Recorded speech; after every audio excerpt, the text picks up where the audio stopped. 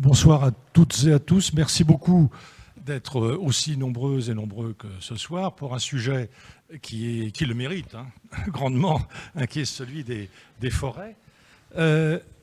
Donc c'est un cycle de conférences qui est initié par l'ESSAGE, l'École supérieure de l'architecture des jardins. Il y a ici beaucoup d'étudiantes et d'étudiants de l'ESSAGE, et puis l'Académie du climat qui nous accueille.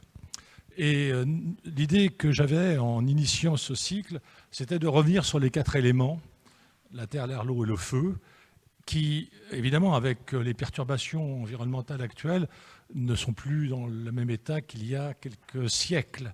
Et donc, l'idée était d'examiner les grands thèmes géographiques, justement pour les questionner, pour un petit peu les ébranler aussi et nous permettre de réfléchir là-dessus. Et donc, il y a eu les océans, vous avez peut-être assisté à cette séance, qui était un exposé malheureusement très triste, puisque les océans deviennent une poubelle à l'échelle planétaire. Et puis, il y a eu également tout un très bel exposé sur les glaciers qui fondent partout et sur les banquises, et avec une très belle réflexion sur penser comme une banquise. Vous savez, l'expression d'Aldo Léopold, penser comme une montagne, tel qu'il l'explique dans son livre « L'Almanach d'un comté des sables », publié en 1949, c'est à partir de là, évidemment, où on a commencé à réfléchir sur... Alors, maintenant, c'est devenu un titre pour des tas de bouquins. Penser comme un iceberg, penser comme ceci, bon, etc. Donc, aujourd'hui, on va peut-être penser comme une forêt ou même comme un arbre. Alors, je voulais commencer, avant de laisser la parole à Vincent Morigno, qui est géographe, maître de conférence à la Sorbonne Université, là c'est dans ce sens-là, auteur de nombreux ouvrages, dont ce remarquable travail sur la forêt. Je le fais circuler, il s'appelle Reviens, comme on disait quand j'étais petit, voilà. Mais regardez, tranquillement. Et on va, évidemment, il va me permettre de lui poser un certain nombre de questions, ce document qui est très très bien fait. Mais avant, comme pour les autres fois, comme vous le savez, je suis lexicographe, donc du coup, je vais regarder ce que certains mots désignent, parce que ça nous renseigne. Il ne faut pas croire non plus que l'étymologie, qui est un mot qui en grec signifie la vérité des mots, donc il ne faut pas croire que l'étymologie est toujours vraie, mais elle nous informe sur la manière dont on pense quelque chose. Et l'arbre, en latin, c'est arbor. C'est un terme qui désigne à la fois l'arbre, mais aussi le mât, qui se dresse comme ça. Et c'est un terme qui est féminin en latin, comme en italien, comme en espagnol, comme en portugais, parce que quand quelque chose porte des fruits, alors c'est féminin. Vous voyez, il y a une relation que vous avez tous évidemment compris entre la fécondité et puis un objet ou un être particulier, en particulier l'arbre. En français, c'est masculin, l'arbre.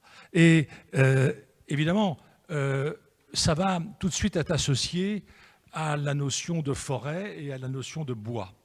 La notion de forêt est une notion très difficile. Alors, comme disent les dictionnaristes, c'est un mot aux origines obscures. Donc, on ne sait pas trop d'où vient ce terme. Alors, il y en a 2 termes en latin. Il y a silva et puis, alors qui va donner sylvestre, qui va donner sylviculture, etc. Et puis, il y a foresti qui va donner forêt. Mais en fait, c'est un mot qui serait apparenté à forum, c'est-à-dire au tribunal. Et dans les capitulaires de Charlemagne, le mot forêt est associé à la propriété royale. Donc la forêt n'appartient pas aux manants, aux braconniers, aux forestiers. Donc c'est un domaine qui est contrôlé par le pouvoir politique. Et donc c'est pour ça que dans la langue française, on va lui préférer le mot bois. Le mot bois qui vient du germanique, bosque, qu'on retrouve dans certains... Bon, par exemple, moi j'habite en Normandie, dans un village qui s'appelle Sainte-Marie-au-Bosc. Et donc c'est un terme qui vient du saxon, qui est le mot bosque, ça veut dire bois, tout simplement.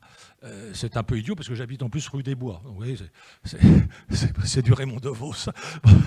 J'habite rue des Bois à Bois. Bon, c'est un peu curieux. Mais le mot bois, lui, va être très très riche dans la langue française, dans les 2 sens, dans le sens du matériau, qu'on utilise pour l'ameublement, pour façonner un certain nombre de choses. Et puis, d'un autre côté, le bois, c'est-à-dire un ensemble d'arbres rassemblés en un même endroit.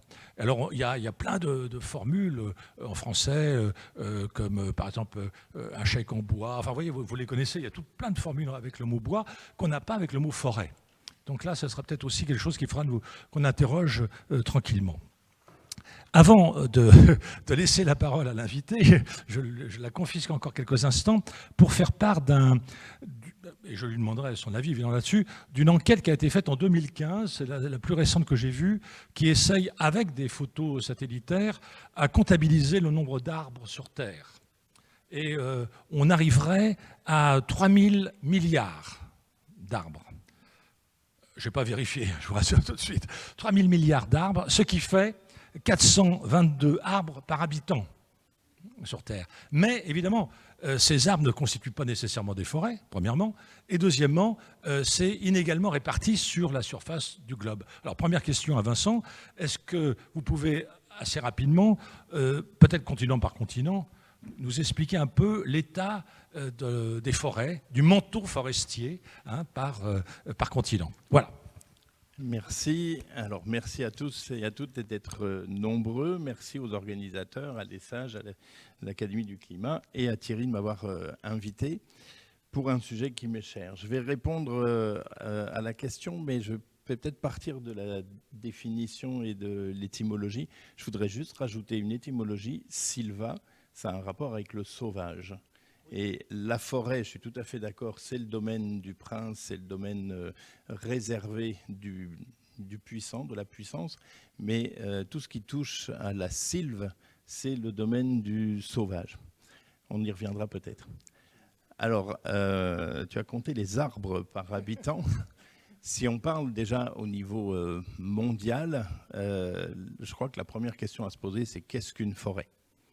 Parce que tout ce qu'on raconte jusqu'ici ne peut évidemment être valable, surtout à l'échelle mondiale, que si on s'entend sur une définition mondiale de la forêt. Et c'est particulièrement difficile.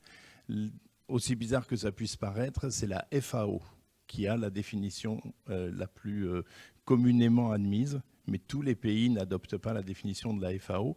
L'inventaire forestier national, qui fait maintenant partie de l'IGN, l'Institut géographique national, les deux ont fusionné, vient de s'approcher de la définition de la FAO, mais jusqu'à une date récente, l'IFN avait sa propre définition. Chaque pays a sa propre définition, parce que chaque pays a son type de forêt, ce qui m'amènera à répondre à la question sur les différents types de forêts dans le monde.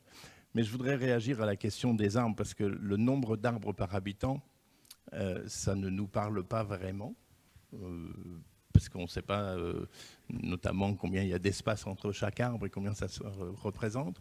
Il me semble que c'est plus en surface que ça serait intéressant.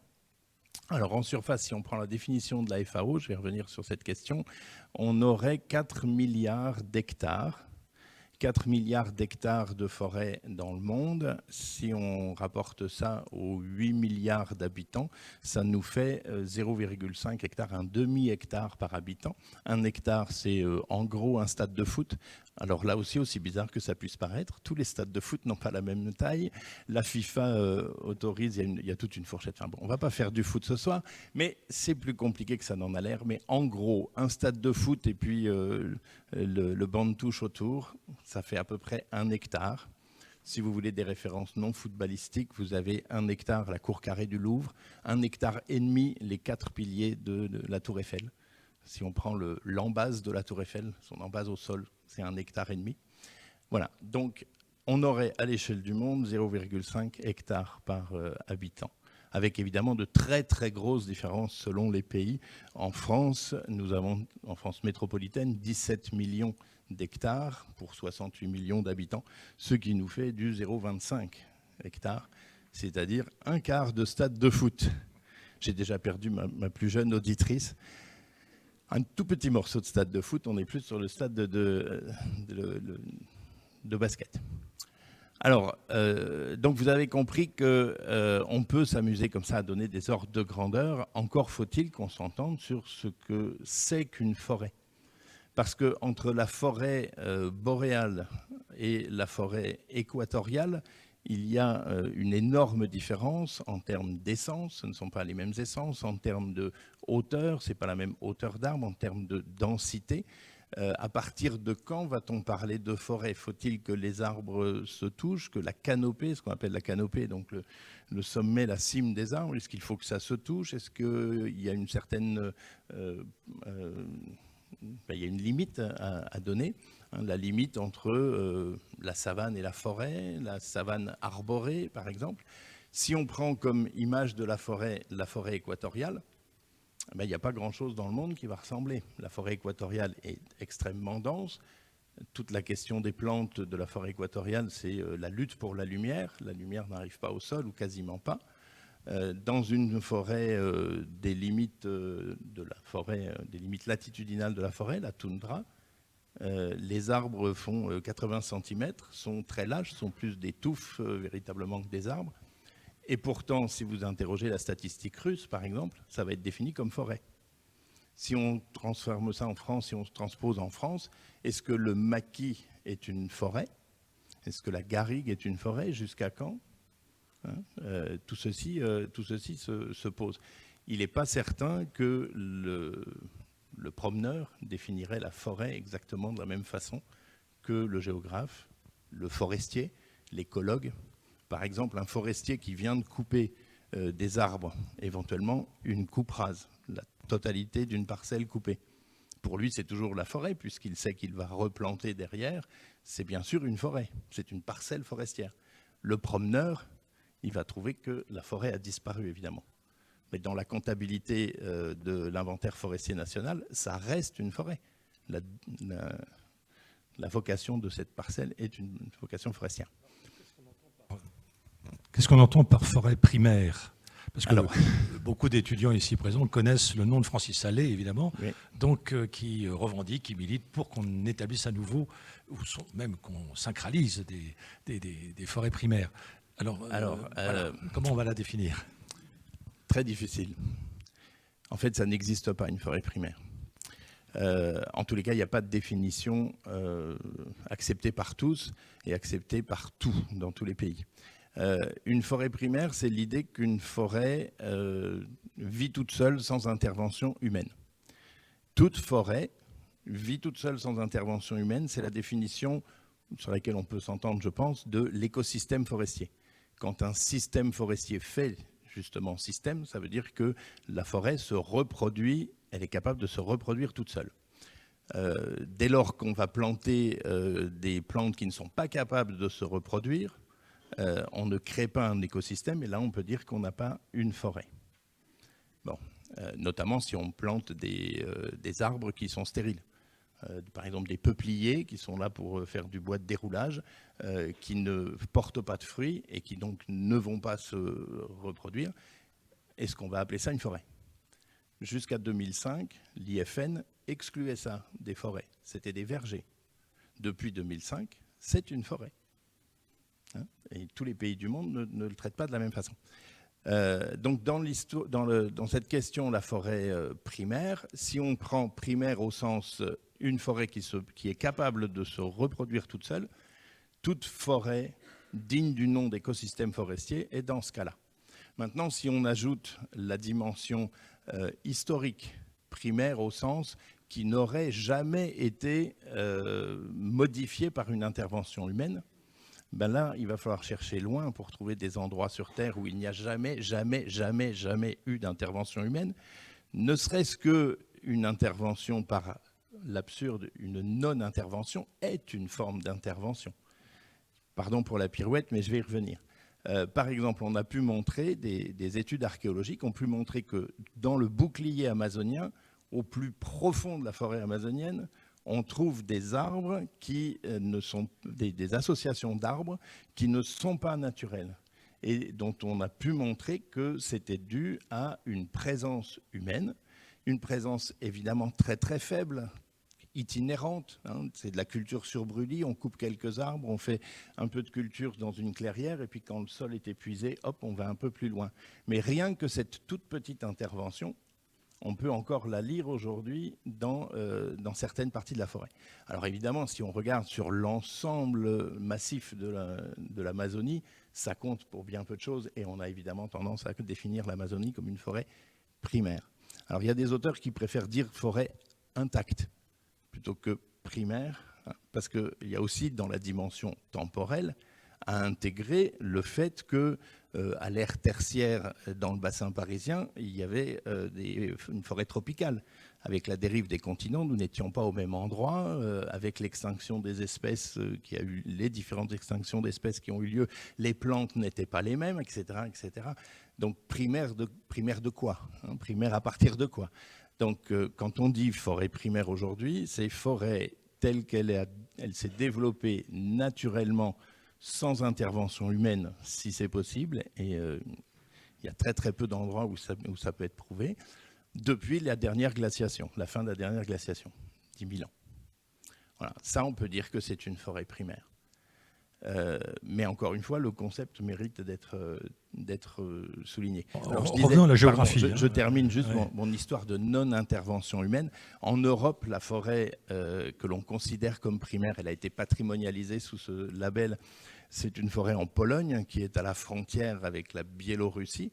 Et si elle est primaire, considérée comme primaire, c'est précisément parce que son rôle de frontière, de marche frontalière, l'a préservé de toute intervention. On n'a jamais vraiment coupé d'arbres là-dedans parce que justement, on avait besoin d'un tampon. Et donc, quelque part, c'est la non-intervention de l'homme, le fait qu'on a respecté cette forêt parce qu'elle nous était utile comme frontière, qui explique le fait qu'elle est primaire. Ça ne veut pas dire qu'on n'a rien fait avec elle. Oui. Si ça marche. Revenons continent par continent, même si c'est un peu caricatural de fait, et puis il faudra redéfinir à chaque fois la forêt. Mais bon, là, vous avez parlé de l'Amazonie, alors tout le monde a en tête cette énorme forêt. Bon, est-ce que le Brésil est un des pays qui a le plus gros manteau forestier, ou est-ce que c'est la Russie, ou est-ce que c'est la Chine, ou est-ce que voilà. Alors, un des pays, oui, c'est sûr, c'est le deuxième. C'est la Russie qui a le plus grand manteau forestier. Alors, toujours en mutatis mutandis, en prenant la définition de la forêt des Russes, hein, qui va jusqu'à la toundra. Mais c'est la Russie qui a le plus gros manteau. Le Brésil vient derrière. En fait, ce sont les pays continents, de manière assez logique. Il y a relativement peu de pays, il y en a une dizaine dans le monde, qui n'ont aucune forêt. Donc des pays désertiques qui n'ont absolument aucune forêt, ou des pays de très haute latitude. Mais la question en fait du pays importe relativement peu si on veut regarder le type de forêt, hein, parce que il est clair que les forêts transcendent largement les limites en termes de frontières. L'Amazonie, la forêt amazonienne est dans plusieurs pays, pas seulement qu'au Brésil. Bon. Alors là, ça m'entraîne à une autre question, mais là, on va revenir au cas français. Dans le livre qui circule et qui est passionnant, il y a cette idée qu'on nous présente toujours l'histoire des Gaulois, par exemple, avec Astérix, bien évidemment, comme étant un environnement très forestier. Et apparemment, il y a moins de forêt à l'époque d'Astérix qu'aujourd'hui, en France. Alors, en fait, on n'en sait rien, il faut être honnête, on n'en sait rien, mais on est revenu très largement sur cette image de la forêt chevelue, la forêt de la Gaule chevelue, de la forêt gauloise impénétrable, telle qu'on peut la voir dans Astérix. C'est une image qui s'est imposée au XIXe siècle dans les livres d'histoire des écoles, de l'école primaire notamment, où Jules Michelet, par exemple, décrivait la forêt gauloise comme quelque chose de très différent d'aujourd'hui, de son époque. L'idée, c'était de faire comprendre aux enfants qu'il y avait eu la civilisation et que la civilisation, forcément, elle allait contre la forêt. On retrouve cette idée de forêt sauvage. Ce qui est sauvage doit être maîtrisé par l'homme, et à partir du moment où l'homme, donc le Romain, la colonisation romaine va civiliser la Gaule, la forêt va reculer face à la civilisation. Aujourd'hui, les études des archéologues, notamment, sont beaucoup plus nuancées. On pense qu'il y avait déjà énormément de clairières très très larges dans les forêts gauloises. En fait, les grands défrichements commencent dès le néolithique supérieur, et donc il y avait déjà plein d'endroits, évidemment cela dépend des zones, mais il y avait déjà plein d'endroits où la forêt était très clairsemée. Hein, il faut arrêter avec l'idée d'Obélix qui court derrière des sangliers, avec systématiquement des chênes. Hein. Si vous prenez les albums de Goscinny, Uderzo, vous verrez toujours des forêts de chênes. Hein. C'est pas l'arbre le plus fréquent dans la péninsule bretonne. Alors, la préoccupation des pouvoirs, alors je vais dire des pouvoirs publics, du pouvoir royal, de s'intéresser à la forêt.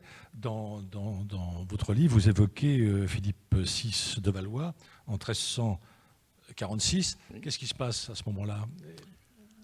Et qu'est-ce qui fait que ses prédécesseurs n'avaient pas imaginé ? Alors, en fait, j'aurais pu prendre plusieurs rois de France, Philippe le Bel également. C'est toute une longue histoire. Donc, l'ordonnance de 1346 est une date importante, mais en fait, à replacer dans un ensemble d'édits royaux qui essayent de maîtriser la forêt. En fait, il y a un parallélisme assez fort entre la mise en place du pouvoir royal, du territoire qui est la France aujourd'hui, et du pouvoir royal absolu, l'absolutisme. Ça passe par la maîtrise du domaine royal, donc qui est au départ un petit noyau assez restreint, et qui va ensuite s'agrandir précisément par la possession des forêts, l'avancée du territoire sur les forêts, précisément parce que les forêts ont comme, alors c'est pas le seul rôle, mais c'est un des rôles très importants, le rôle de marquer la frontière. Il faut bien imaginer qu'une frontière, ça n'est qu'un trait de crayon sur une carte, qu'à cette époque-là, les cartes n'existent pas ou sont très très imprécises. Hein. À l'époque de Philippe le Bel ou de Philippe VI de Valois, il n'y a que des cartes de Ptolémée, les cartes dites de Ptolémée qui viennent de l'Antiquité. Donc je vous laisse imaginer la précision de ce genre de carte. Ce n'est pas avec ce genre de document que l'on va marquer la frontière. Donc ce qui marque la frontière, ce sont alors des bornages sur le territoire, mais c'est surtout la forêt, c'est le côté infranchissable. Et donc le roi a évidemment intérêt à augmenter son domaine royal, tout simplement pour augmenter son espace, son précaré, dira Louis XIV. Alors justement, Louis XIV, parce que c'est la date pour les néophytes comme moi, je savais que Colbert s'était préoccupé des eaux et forêts.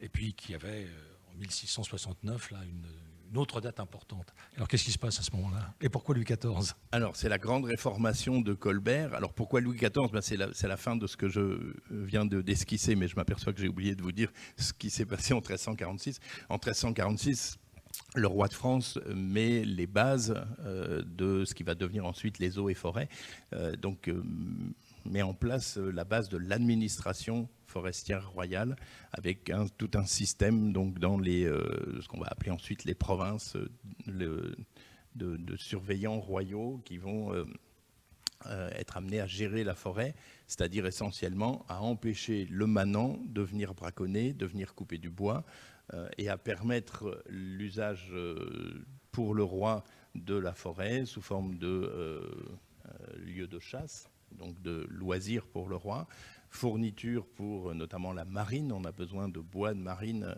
important, le bois de chauffage, le bois d'industrie. Tout ça commence dès le XIVe siècle et va culminer avec le pouvoir absolu de Louis XIV, la grande réformation qu'il confie à Colbert. L'idée, c'est de mettre en coupe réglée, on va dire, de mettre au carré administrativement les forêts françaises, donc les forêts royales en France. Et puis on va déborder parce que le roi a besoin de s'assurer, notamment pour son bois de marine, d'avoir des ressources. Louis XIV est un roi guerroyer, il fait énormément de guerres, il a besoin d'avoir une ressource en bois sûre. Donc la grande réformation, c'est aussi pour identifier les grandes forêts des seigneurs. Il Il ne faut jamais oublier que Louis XIV, pendant sa minorité, a subi la Fronde. Il n'a pas aimé du tout la rébellion des seigneurs, donc il est très content de mettre en coupe réglée ces forêts.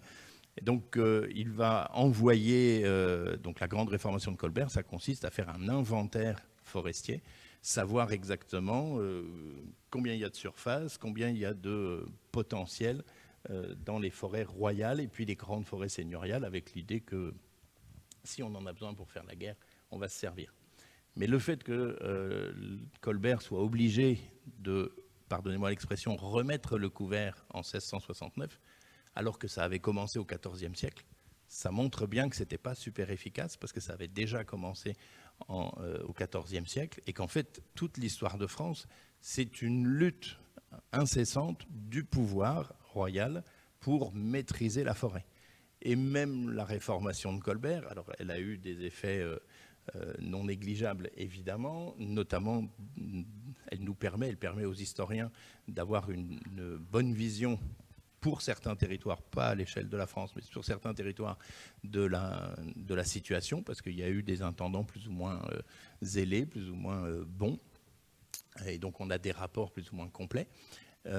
Mais jusqu'à la Révolution française, la question de la forêt ne sera pas complètement réglée. Et dans les cahiers de doléances en 1789, le peuple de France réclame énormément de droits dans les forêts, parce qu'il a été petit à petit, depuis le XIVe, complètement exclu de la forêt. Le droit de chasse est un droit, c'est François Ier qui a introduit ça en 1516, si ma mémoire est bonne. Le droit de chasse est un droit seigneurial. Les manants n'ont pas le droit de chasser. Ils vont évidemment pas se priver de braconner, mais c'est interdit. Et donc ça va être une lutte en permanente du pouvoir contre le peuple. Alors sautons allègrement quelques siècles. Allons-y. Aujourd'hui, donc, il y a 17, comme vous le disiez tout à l'heure, il y a 17 millions d'hectares de forêt en France, mais qui en sont les propriétaires? Alors oui, on saute complètement. Alors, héritage de tout ce que je viens de vous raconter, la propriété héritée des rois de France, des grands seigneurs, des grandes abbayes, c'est ce qu'on appelle aujourd'hui les forêts domaniales. C'est en gros, on va dire une vingtaine de pourcents des forêts françaises. Les 3/4 des forêts françaises étant des forêts privées. Et puis, entre les deux, vous avez les forêts des collectivités, donc essentiellement des forêts communales. L'héritage est important pour comprendre la répartition de ces forêts. Les forêts domaniales, les plus grandes forêts domaniales, vous allez les trouver dans le domaine qui était le domaine royal, donc autour de l'Île-de-France, le long des châteaux de la Loire. La plus grande forêt domaniale de France en surface, c'est la forêt d'Orléans. Après, vous avez la forêt de Fontainebleau. Voilà, c'est dans le domaine royal qu'on va trouver les plus grandes forêts, donc en Île-de-France. Les forêts communales, ce sont les zones où il y avait nécessité pour la population de se mettre d'accord pour exploiter du bois pour des questions essentiellement climatiques, pour du bois de chauffage par exemple. Donc vous trouvez ça dans la moyenne montagne, donc très souvent dans l'est de la France, vous avez pas mal de forêts communales, parce qu'on se met d'accord pour, dans les communs, les forêts qui appartiennent à la commune, on se met d'accord pour couper du bois de chauffage et le répartir dans la population, c'est le fameux affouage.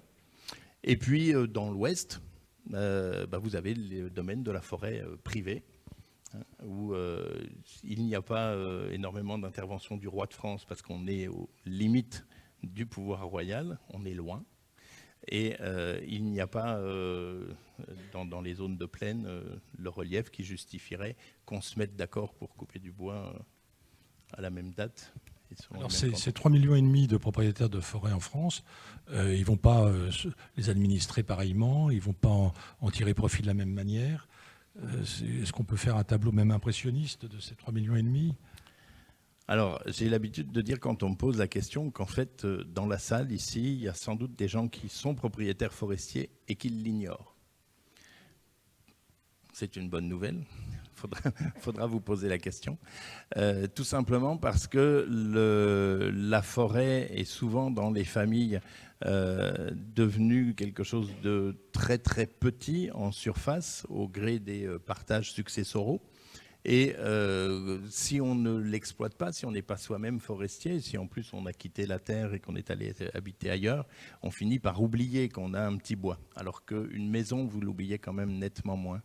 Ce qui fait qu'on a énormément de propriétaires forestiers en France qui ont des toutes petites parcelles dont ils ne font rien.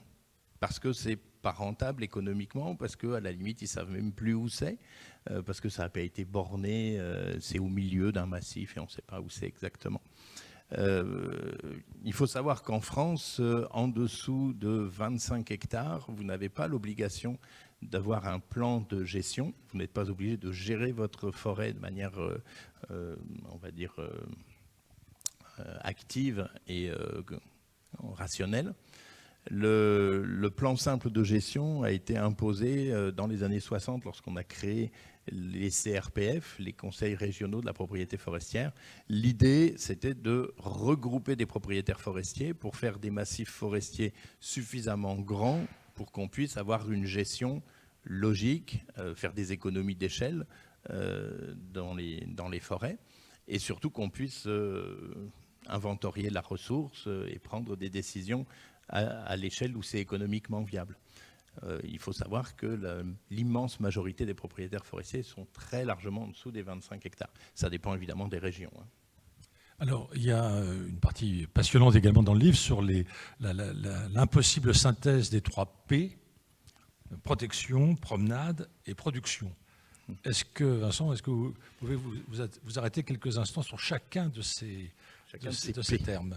Oui, alors c'est moi qui ai inventé cette chose-là. Enfin, l'idée générale des 3 piliers de la forêt française, non, mais les termes 3P, c'est de moi.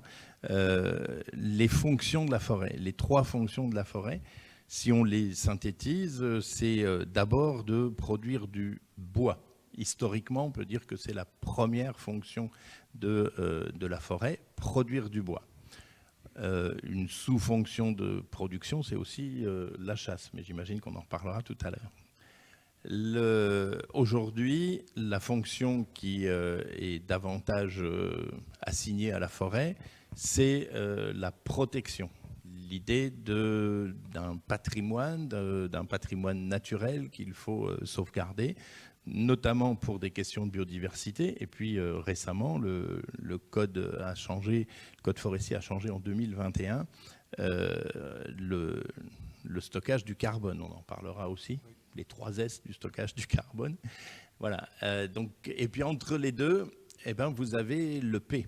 Et le P, que j'ai appelé comme ça pour signifier la promenade, c'est la forêt récréative.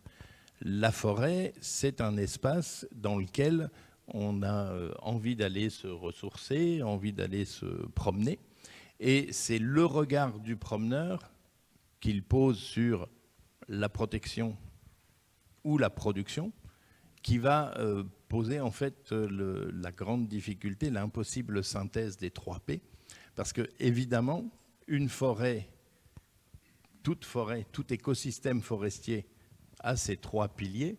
Mais selon l'utilisateur, l'usager, c'est-à-dire nous, on va privilégier l'un des 3 piliers, les 3 piliers n'étant pas exactement compatibles. Voilà. La production passe par couper du bois. Couper du bois, on va le voir comme une agression contre la biodiversité, une agression contre la forêt. Ce n'est pas exact. La meilleure forêt, notamment pour le stockage du carbone, c'est la forêt que l'on coupe, c'est la forêt que l'on entretient. Mais c'est forcément, le promeneur va voir ça comme quelque chose d'antinomique. Le promeneur a envie d'avoir une forêt relativement claire, une forêt lisible. Vous n'avez pas envie de vous perdre en forêt.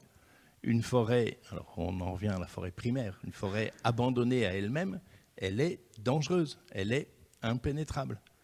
Une forêt abandonnée à elle-même, vous avez des arbres qui risquent de vous tomber dessus, des branches qui risquent de vous tomber dessus.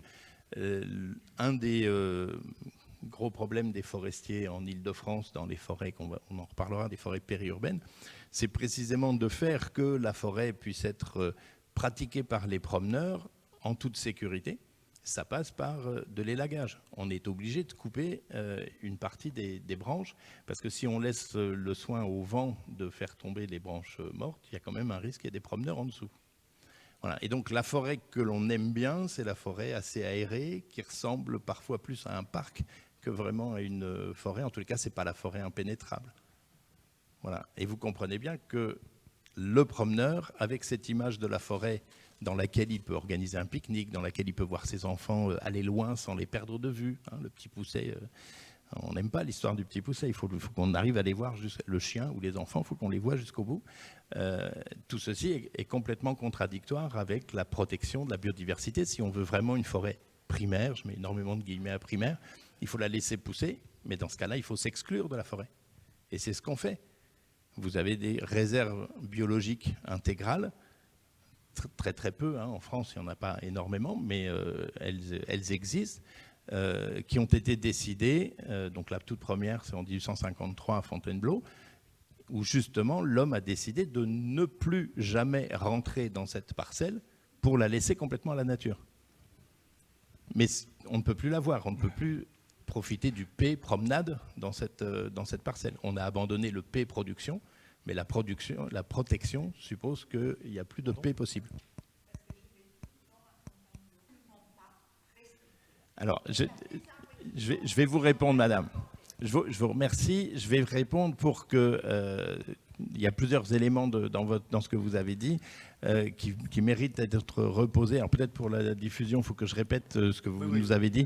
Dans les réserves biologiques intégrales à Fontainebleau, selon vous, les chasseurs chassent, les promeneurs se promènent. Alors, la première chose, c'est qu'il y a deux types de réserves biologiques dans toutes les forêts domaniales où il y en a, à Fontainebleau notamment. Il y a les biologiques intégrales qui sont je suis d'accord, mais je réponds pour tout le monde là, qui sont interdites. Et ce que vous, j'ai pas dit que je vous croyais pas. Je vais vous donner des éléments de réponse.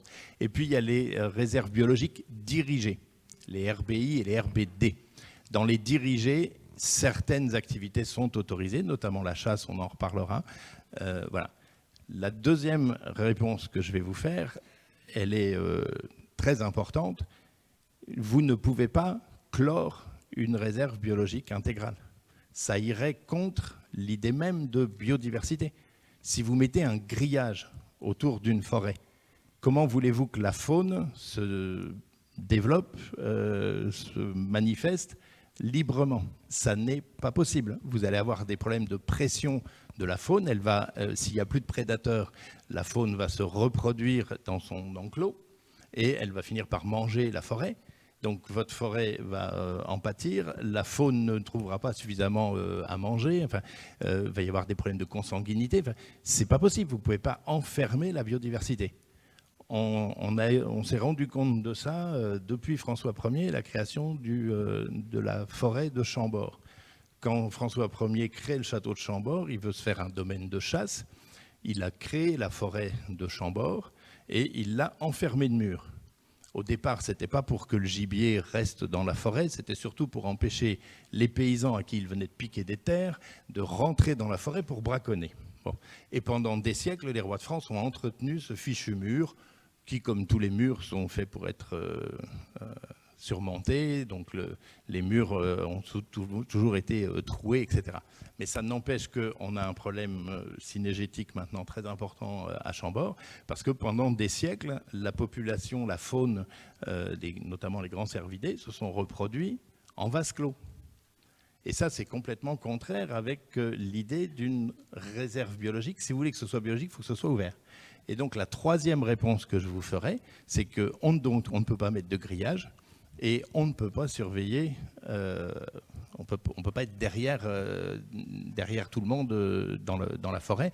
Ça serait complètement contraire. Si on faisait des rondes de surveillance dans une réserve biologique intégrale, vous comprenez bien que la présence humaine serait importante. Donc il peut y avoir des abus, je suis tout à fait d'accord avec vous. Après, j'en appelle à votre civisme, au civisme de tout le monde. Lorsque vous voyez un panneau réserve biologique intégrale, vous n'y allez pas. Alors, attendez. Bon, on va peut-être avancer. Je vais l'évoquer d'une autre manière. Il y a aussi le problème des parkings. C'est que toutes les études montrent que la fréquentation dans les forêts périurbaines, elle est très, très, très limitée le long des axes et le long des parkings. Or, la forêt de Fontainebleau, les réserves biologiques intégrales, elles ont été définies, et c'est très intéressant d'ailleurs pour notre propos, par des artistes. En 1853, ce sont les peintres de Barbizon qui ont mené la danse et qui ont obtenu de Napoléon III la protection de ce qu'on n'appelait pas des réserves biologiques intégrales, mais des séries artistiques. Ils voulaient pouvoir peindre des vieux arbres. D'accord ?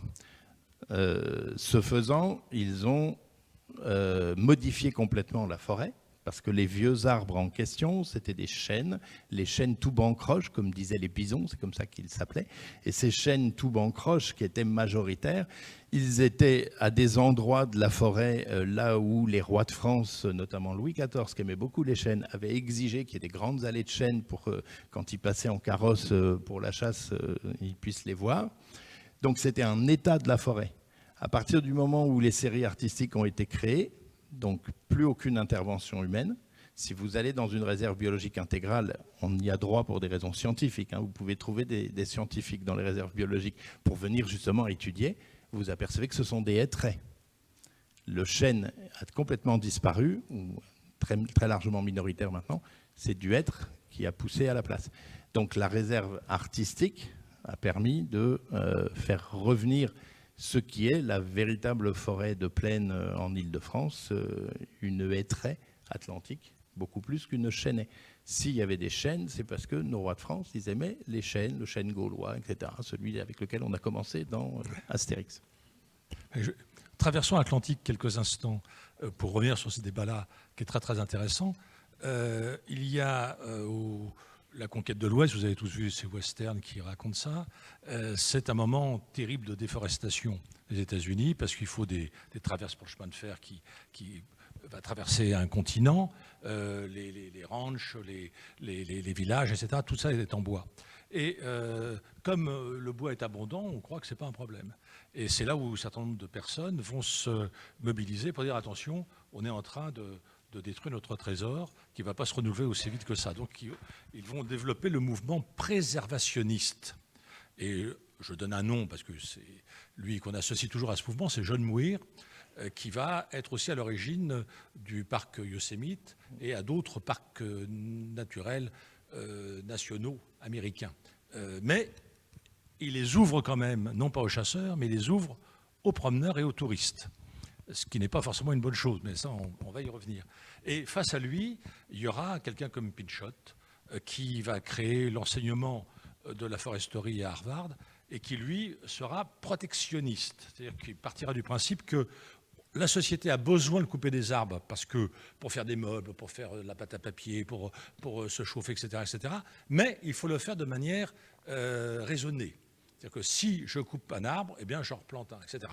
Donc il y a un combat qui persiste encore aujourd'hui entre préservationnistes et protectionnistes.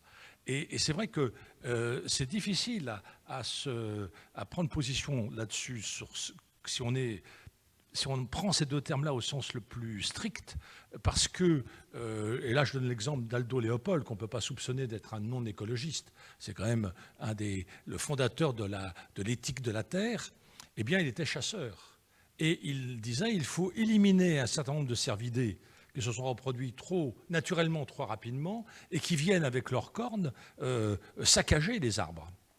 Donc à un moment donné, là, moi qui n'avais pas un point de vue très positif pour les chasseurs, je me suis dit, et s'il avait raison, cet homme qui est en même temps le théoricien de l'éthique de la Terre, donc on ne peut pas dire, vous voyez, que c'est un méchant, un bouffe chasseur, je prends les caricatures qu'on a tous en tête. Bon, donc il y a bien là des phénomènes de régulation, parce qu'effectivement, trop de cervidés vont à l'encontre d'une forêt. Et à la même époque, il y a un auteur qui s'est beaucoup battu contre la déforestation aux États-Unis, c'est George Perkins Marsh, qui a écrit L'homme et la nature en 1864, et qui explique que le désert palestinien résulte de la trop grande présence des chèvres et des brebis à cet endroit-là, historiquement. Alors, vous voyez, là on est devant des problèmes qui sont très difficiles parce que derrière le mot biodiversité, il faut aussi protéger cette biodiversité. Parce que cette faune et cette flore, elle a aussi ses fragilités. Et donc, comme le disait Vincent, si on la protégeait, entre guillemets, avec un mur qui l'enfermerait, on ira à l'encontre de cette possibilité d'avoir un jardin ou une forêt en mouvement, pour prendre l'expression de Gilles Clément, et la proposer au niveau de la forêt. Alors, faisons, avant que chacun puisse s'exprimer, terminons avec quelques questions quand même, en particulier celle évidemment qui nous intéresse tous ici, celle de l'écologie, c'est-à-dire l'apport incroyable de la forêt par rapport au réchauffement climatique, par rapport à toutes les pollutions qui nous assaillent. Et je racontais, j'ai déjà dit il y a quelques séances, j'avais assisté à la COP, je ne sais plus laquelle du reste, mais il y avait une femme qui était là, une jeune femme qui ne cessait de parler de puits à carbone. Et moi alors elle était une militante écologiste très, très vindicative. Et bon, moi je suis assez bachelardien, donc j'aurais jamais appelé ça un puits à carbone. Et je lui dis, c'est quoi votre puits à carbone? Elle me dit, ben, les arbres. Oh, j'étais sidéré. Je lui dis, mais non, les arbres méritent beaucoup plus que ça. On ne peut pas technocratiquement les comparer simplement à un truc qui va filtrer ou retenir le carbone, d'autant plus que l'arbre, il est aussi producteur d'oxygène, il est aussi celui qui maintient, grâce à son système racinaire, le sol pour éviter l'érosion, etc. Donc, très rapidement, Vincent, l'apport de la forêt et de l'arbre d'un point de vue environnemental. Alors, d'un point de vue environnemental, très rapidement, ça va être compliqué. Prenons notre temps, alors. Compte tenu de l'époque, on va commencer par la notion de puits de carbone, effectivement, même si c'est une notion qui, historiquement, est arrivée très, très tard. On a pris conscience de cette fonction de puits de carbone de la forêt au tournant des années 2000, 90, 2000. Au passage, on avait oublié les sols. On a surtout parlé des arbres. Maintenant, on sait qu'il y a c'est au moins aussi important et sans doute plus important, le sol. Le prochain défi, c'est l'océan. L'océan, les puits de carbone dans l'océan. Juste un point sur le sol, fait sortir de la forêt. Qui est dans votre livre. Le sol forestier est aussi celui qui absorbe le méthane, qui est un autre gaz terrible. Hein. Et qui est beaucoup plus terrible que le CO2. Mais ça, c'est pour nos enfants. La question de réduire le méthane, enfin, il faut qu'on s'y mette dès maintenant. Mais après le gaz carbone, après le CO2, vous verrez le méthane. Tu as bien entendu. Alors, donc, les 3 S que l'on développe pour permettre de comprendre cette notion de puits de carbone, qui n'est effectivement pas une image très bonne à prendre, c'est la séquestration, le stockage et la substitution. La séquestration par la photosynthèse, un arbre et tout ce qui va avec, toutes les plantes qui vont avec, séquestrent du carbone prélevé dans l'atmosphère. Donc ça légitime l'idée que si on veut compenser notre voyage en avion, nos usines polluantes, etc., qui rejettent trop de CO2, on plante des arbres. Voilà. On plante un arbre, il va séquestrer le carbone de l'atmosphère. La question, alors je ne vais pas rentrer dans le détail, mais plus l'arbre est jeune, plus il va séquestrer de carbone, plus l'arbre pousse vite, plus il va séquestrer de carbone. Au passage, ça légitime complètement la sylviculture, pensée comme sélection d'arbres qui poussent le plus vite pour rapporter le plus rapidement possible. Plus l'arbre pousse vite, plus il va séquestrer de carbone. Un arbre qui vieillit, il ne séquestre plus rien. À partir d'un moment, il va arrêter de séquestrer et même quand il pourrit, il va tout rejeter. Ce qui nous amène au deuxième S, stockage. Ce qui stocke du carbone, c'est l'arbre sur pied quand il est vivant, quand la photosynthèse fonctionne.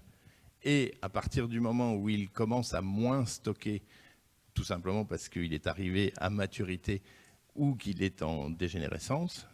Le stockage, ça sera quand on va le couper. Donc il y a une partie du stockage, ce qu'on appelle le volume sur pied, qui est donc l'arbre en plein développement, la forêt en plein développement. Et puis après, c'est l'arbre sous forme de planches, de parquets, de meubles. Vous avez dans cette salle une très belle illustration du stockage. Depuis, j'ai lu les panneaux les années 1880 et quand la salle a été refaite après les incidents et incendies de la commune, les grandes portes que vous avez là en bois stockent du CO2 depuis 1880. Tant qu'on ne fait pas brûler à nouveau l'hôtel de ville. Voilà, ça c'est le stockage. Et puis beaucoup plus difficile à mesurer, parce que stockage et séquestration, ça se mesure scientifiquement. C'est toute la question qui agite les différents rapports du GIEC. Je vous invite à le lire, le rapport du GIEC. Tout ça est bien détaillé. Et encore une fois, il y a énormément d'études parce qu'on découvre d'année en année le rôle des sols, le rôle des essences, même des pratiques sylvicoles. Tout ceci est très complexe. Plus difficile à mesurer, c'est la substitution. Alors la substitution, c'est tout ce que vous allez éviter de produire comme CO2 dès lors que vous allez abandonner le plastique au profit du bois, si je résume à grands traits. Le plastique, le béton, ça consomme beaucoup, ça produit beaucoup plus de CO2 que du bois. Donc vous savez que depuis le Grenelle de l'environnement, dans toutes les constructions en France, il y a obligation d'avoir une partie en bois pour remplacer le béton, gros producteur de CO2. Le problème, c'est que ça, on ne sait pas, évidemment, quelle est la part qui va être substituée. C'est pas du tout mesurable. Mais c'est le fameux troisième S.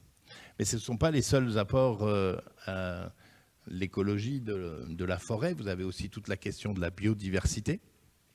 La biodiversité des forêts est évidemment très importante. On estime que c'est la forêt amazonienne qui est le plus gros stock de biodiversité sur Terre.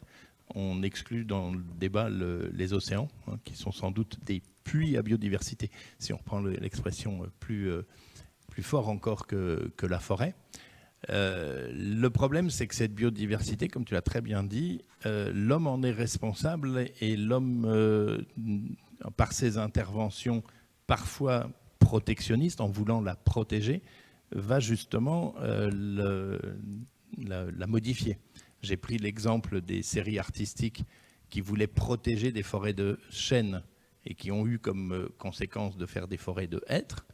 Alors si on se place du point de vue de la nature avec un grand N, Mère Nature, si Mère Nature avait décidé qu'à cet endroit-là, il fallait des hêtres, qui est-on, nous, pour décider qu'on préfère une forêt de chênes?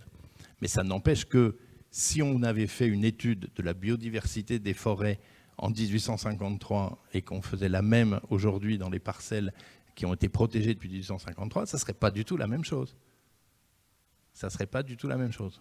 Et dans les deux cas, on a alors si on prend la définition scientifique de la biodiversité, en nombre d'espèces, en quantité d'espèces par rapport à la surface, et puis surtout les relations entre les espèces. On l'oublie souvent, cette dimension dans la biodiversité. Ce n'est pas simplement compter le nombre d'espèces, c'est les relations entre les espèces. Et il faut que ces relations soient harmonieuses. Alors tu prenais l'exemple de la chasse. Si je résumais ça par une formule un peu à l'emporte-pièce, mais qui veut bien dire ce que ça veut dire, autrefois, on fabriquait des forêts pour chasser. Aujourd'hui, on chasse pour protéger la forêt. Je m'explique.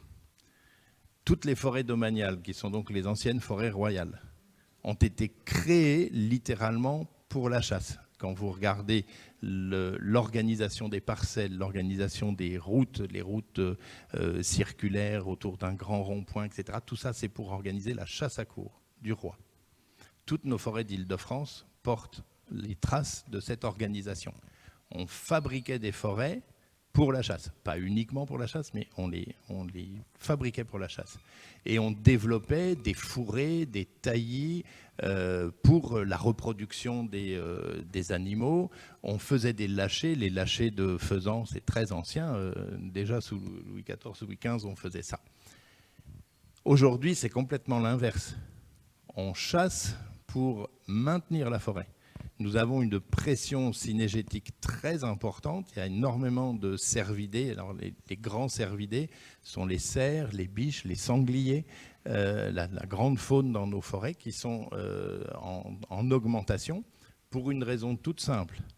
Il y a de moins en moins de chasseurs, 1,2 million, et ils ne sont pas tous des chasseurs de sangliers et de cerfs. 1,2 million aujourd'hui à peu près. Il y en avait plus de 2 millions il y a une génération. Et donc, c'est une pratique qui diminue. Et puis, la deuxième raison, il n'y a pas de prédateurs. Il n'y a plus de grands prédateurs. C'est l'absence du loup.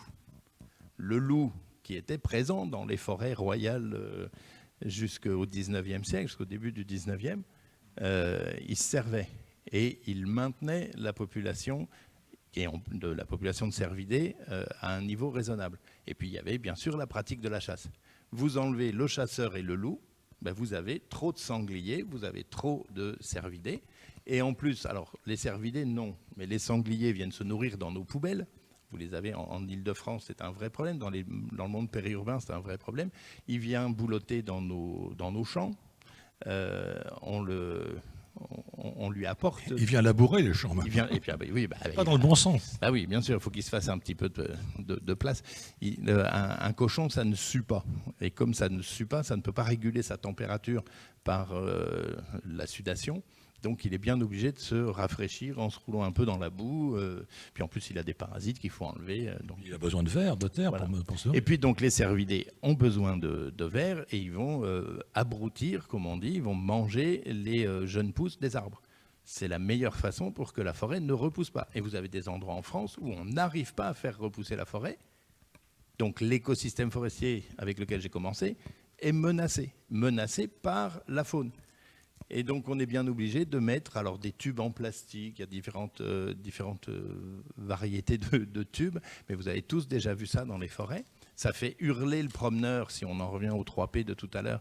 Parce qu'il se dit, mais on est en train de massacrer la forêt. C'est quoi qu'on est en train de planter? Là, c'est forcément des arbres clonés. Ils sont entourés de plastique, etc. Non, on les entoure de plastique pour empêcher le petit Bambi de venir se servir et de le transformer en bonsaï. Et il y a des endroits en France où on n'arrive pas à faire repousser la forêt, à faire qu'elle se régénère naturellement, sans passer par ce système-là de protection, jusqu'à ce que l'arbre soit suffisamment gros. En gros, c'est 1,20 m, 1,50 m. À partir de ce moment-là, il n'y a plus que l'écorçage qui peut gêner l'arbre, parce que le cerf va se frotter les bois contre l'arbre. Voilà. Puis après, une fois que l'arbre est parti, il s'en fiche un peu de la faune. Mais donc aujourd'hui, littéralement, on chasse pour gérer la forêt. Et non plus on gère la forêt pour la chasse. On fait des battues, des chasses, non pas pour manger, non pas pour le plaisir de tuer les animaux, mais pour permettre à la forêt de se régénérer. Alors pas partout, bien sûr, ça n'empêche pas qu'il y a une pratique de la chasse. Je vous vois bouillir. Alors allez-y, réagissez. Après on passera au volet sur les arbres et la ville. Merci. Une forêt en libre évolution, c'est une forêt qui ne cesse pas de se transformer. Il n'y a aucun idéal pour une forêt en libre évolution. Toutes les relations qui existent et qui ne cessent pas de se créer, de s'échanger entre tous les vivants, tous, animaux, végétaux, champignons, archées, tout parasites, tous les vivants possibles et imaginables, ils ne cessent pas de transformer leurs relations par rapport à leurs besoins et à toutes les forces qu'il les soumet. Je suis parfaitement d'accord, sauf que dans le lot, je mets l'homme. Et l'homme est un puissant vecteur de transformation, effectivement, de son milieu. Et dans la forêt, l'homme a joué, j'ai commencé par là, quand Thierry m'a interrogé sur le concept de forêt primaire, l'homme joue un rôle, alors si on parle de la forêt française, des forêts européennes, l'homme joue un rôle majeur depuis le néolithique. Il n'y a plus 1 hectare de forêt en France qui puisse être appelé naturel. Le maquis corse, la garrigue, même des forêts très petites, très clairsemées sur le littoral. 10% des forêts sur le littoral français sont protégées, sont des réserves de protection. Ça n'empêche que partout, l'historien pourra vous dire pourquoi à cet endroit-là la forêt est comme ça, et c'est à chaque fois des interventions humaines. Oui. Donc je suis d'accord avec vous, il n'y a aucun idéal. On est revenu complètement sur une notion qu'au début du XXe siècle, on avait, qu'on appelait le climax pour la végétation, climax avec un X à la fin. Rien à voir avec le climat, la climatologie. C'était le climax, en grec, ça veut dire l'équilibre. C'était l'idée qu'il y avait un stade de la végétation qui était le stade primaire, le stade à l'équilibre. On sait aujourd'hui qu'en fait, il n'y a pas d'équilibre, c'est une suite de déséquilibres, la nature. Mais dans ces déséquilibres successifs, il y a l'homme. Oui, mais avec la crise dans laquelle nous nous trouvons, où la vie sauvage, elle s'est réduite sur notre planète, c'est-à-dire, j'entends, pas domestiquée, où il n'y a justement pas une domestication qu'elle soit. On est réduit entre les 2 et les 4% sur toute la planète. Donc, nous sommes dans une situation hyper grave. Alors, on peut imaginer qu'il y a des territoires dans lesquels l'humain, il peut juste passer, juste contempler. On est d'accord, mais on ne pourra pas les enfermer, ces territoires. Mais pourquoi les enfermer? Ces territoires n'existeraient. On parlait de notre collègue Allais qui voulait faire une forêt primaire, qui veut faire une forêt primaire en Europe, quelque part dans l'est de la France. Alors c'est gonflé de vouloir recréer une forêt primaire. C'est franchement gonflé. Son idée, c'est si on ne touche plus à la forêt, dans X centaines, voire milliers d'années, on rétablit un équilibre naturel. Mais cet équilibre qu'on va rétablir, on l'aura créé. Il sera littéralement humain, parce qu'on aura interdit telle ou telle pratique dans cet espace. Et ça pose la question des limites, comme toujours. Je suis géographe, donc la question des frontières, des limites, ça me concerne au plus haut point. Il y a forcément une impossibilité philosophique à aller plus loin, sinon il faut supprimer l'homme.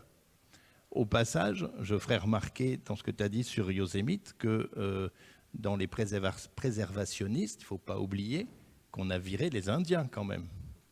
Pour créer Yosemite, on a massacré les tribus indiennes.